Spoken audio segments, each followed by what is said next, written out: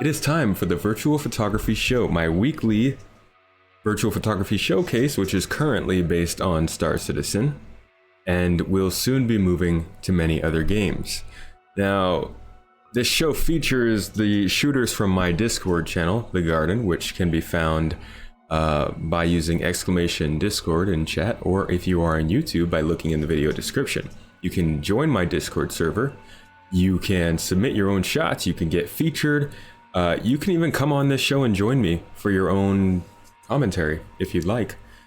So that's what we're going to do for the first 15 minutes here, and then we will move on to Star Citizen gameplay.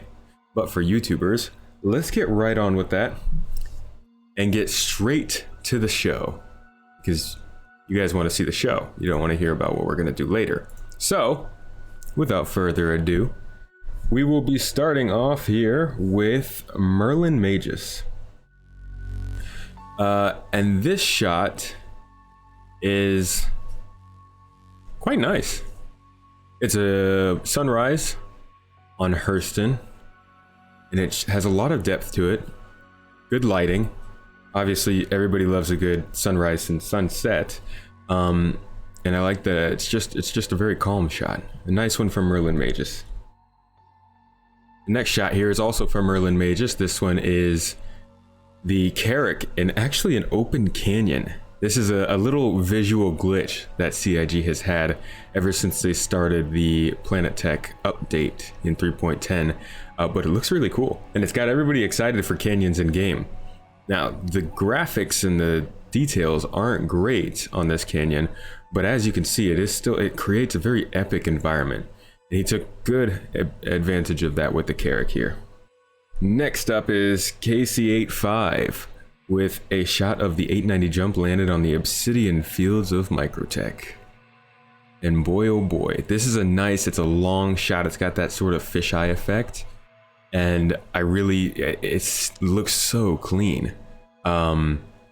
Just the lighting right here really is very high in detail. And then you can see all the architecture of the 890, which I really love. I really like these little holes in the 890's hull, and the perspective is really nice as well. Next shot is also from KC85, and this one is a long shot, an ultra wide, not quite ultra wide, but a wide shot of, looks like a bounty hunter tracking their play through the Daymar Canyons. And you get that nice view of the canyon side wall, which I hope continue to be extended in verticality. Next up is Zentrify, who seems to be taking on a hit job in the middle of Area 18. Pretty cool that he got his weapon out in this area and was able to use it to pose for this shot where it looks like he's sniping somebody in a building. Really cool shot. There's a story here, and I'd like to hear more of it. Next up, we have Ibra Citizen with this awesome, kind of almost time-lapse sort of photo. These have been getting a little more popular lately, and I like that they centered the moon here. Actually, I think that's Microtech right on the focal point of this rotation to create a in-focus section on the planet, while the rest of the photo, at least the stars, rotate around it. Very cool shot. This is Ermdahl. You know that because it's ultra wide. Ultra wide Ermdahl strikes again. And this is a very cool, intimate shot of a soldier with their weapon. Looks like the S71 rifle. Getting ready to take an important shot, it seems. I love the depth in this picture. I love the detail. I love it all. Newcomer Light has this picture, a third-person shot with the Carrack coming down on, I believe, Clio. You can see the frozen ocean over here on the left, the different biomes of the moon here. It captures a lot of this moon. It looks really good. And the exploration feel goes well with the Carrack. After that is Mars Lane Gaming, taking advantage of that same glitch that Merlin Mages was taking advantage of in the beginning, and very cool. This is the first time I felt like somebody was mining in a cavern. And it just gets me really excited for those sinkhole caves where ships will be able to fly into and vehicles will be able to roll into and do some mining. This is an awesome shot and a great perspective. Another one from Mars Lane showing off the interior of Lorville. Quite foggy. Looks like somebody did not turn on the dehumidifier here. But this is a really cool shot as well. It's calm. Next up is Mr. Hazgaha with a gorgeous shot of, I think this is Cleo again. It might be Cleo or Calliope. I can't remember which one is green. Microtech in the distance. Beautiful the way that the moon cuts the photo diagonally, but it's not a straight line. It's a curve of the moon, and it just looks so good. The gradient of color on the moon also is very, very well done. There's another one from Mr. Hazgaha, this time of a Vanguard in combat scenario. It looks like got a lot of motion blur there. Get a lot of detail on the ship though, so this is a very dynamic shot. You can see the thrusters, and I believe I saw this on a thumbnail or two on YouTube recently. Red Solstice next with a faraway shot with a low field of view of Port Olisar, where it all began. I like the feeling of scale here with Crusader being so large in the background. And Red Solstice again here with an action shot of the Vanguard. And boy, did he get a lot of detail here. Obviously the main focus is the gun, which is at full blast. And I appreciate that this is just such a visceral combat shot he's captured here. One more from Red Solstice, another one kind of like the one Ibra took. I love the ship silhouette. The Eclipse has such a beautiful silhouette. I mean, I'm just very interested in the way that the sky looks. Obviously, it's the main focus of the shot, but the combination of the sleek silhouette of the ship and the more flamboyant, I guess, bombastic scene up top. Very makes for a very interesting picture. Reverend Parker with this really cool close-up shot, a portrait if you will, of some heavy armor and some blur in the background. Looks like directional blur going on in the background of the shot to make for a very dynamic picture. The Space Coder with a really cool shot. This one reminds me of the first Mass Effect opening. Like the player is standing on the space station, but you can't see the space station. You can only see the planet, the moon in the background. Now I'm not sure where the player is standing, but that's the feeling I get. And it's a very relaxing shot. Operator Error with this cool shot. I recognize this one, but I like this is a little bit of a different take. The gun is at ease, I guess you could say. It's in a relaxed position, what makes the, we'll call him a bounty hunter, look very lackadaisical in nature. I like how he staged that. This is a good shot from Operator Error, newcomer this week.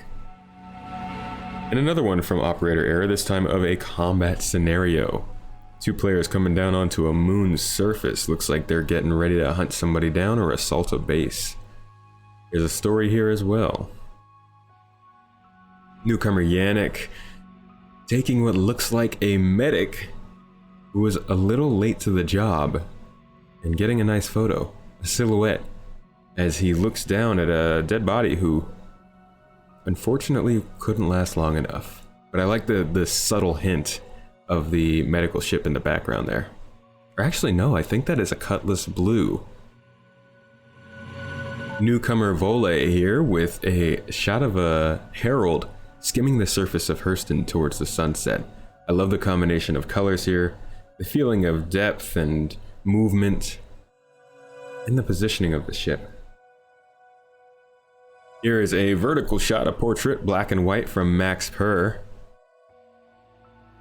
of the newest helmet added to the game. It is a very cool shot. It's an easygoing shot. It's black and white, it's a portrait, there's no action. It has so much detail, and obviously with the black and white nature, the lighting is the main focus here.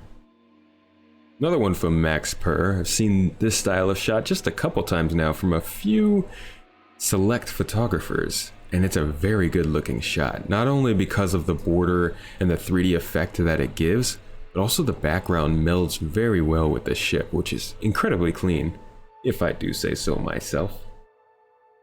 Next is Good Punk with a black and white shot with a lot of noise, giving it that sort of documentary old photo kind of feeling. Very candid, especially with the facial expression and the person in the background. All around, it's a super interesting shot. I love it. Newcomer Galaxica here with a pretty interesting picture. He's got the dual tone setup, black on the bottom, green on the top. And it makes for a very, very cool shot. I don't know what's going on here, but I enjoy it.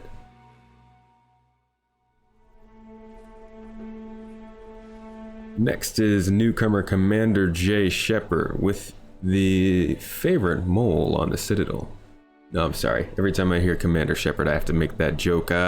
He has this shot of the mole leaving a moon, and I love the colors up on the right there that add a little pop. You have the mole in the middle, which takes all your attention, but then the way that the colors fade away towards the top there. Very nice, very calming. Here is Burrs looking at Kovalix Station over Daymar, and a lot of detail in this shot. I just want to focus on all the detail you get in the moon right over here by the Terminator next to the space station, which is the main focus of the picture. It doesn't take all our attention, as Daymar as a moon itself is very interesting to look at from afar. Another one here from Burrs shows the Defender entering quantum travel, and boy, is it a nice shot. The lighting is great. I love the orientation of the ship, and there's just enough of that sort of quantum flare coming off the front of the ship that's captured in the picture to add a lot of interest into the shot. And finally, we have Bionux, newcomer Bionux, with an action-oriented shot with some body dragging going on. Looks like they're saving one of their teammates as they take down another player. Very well staged, very well taken. This is a good shot as well. I like this one, and I want to see more like it.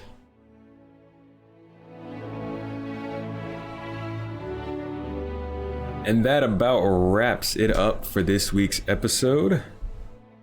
Thank you guys for watching. Thank you for joining me live. If you came and watched this on YouTube, then again, I would like to ask you, or rather encourage you, to join us on Discord, where you can submit your own shots, talk about these shots, and take part in our events and giveaways. Make sure to also come and join me on Twitch, where I'll be streaming Mondays, Wednesdays, and Fridays. Check out my giveaways, which are in the video description, and happy flying. Have a good time, and I'll see you next week.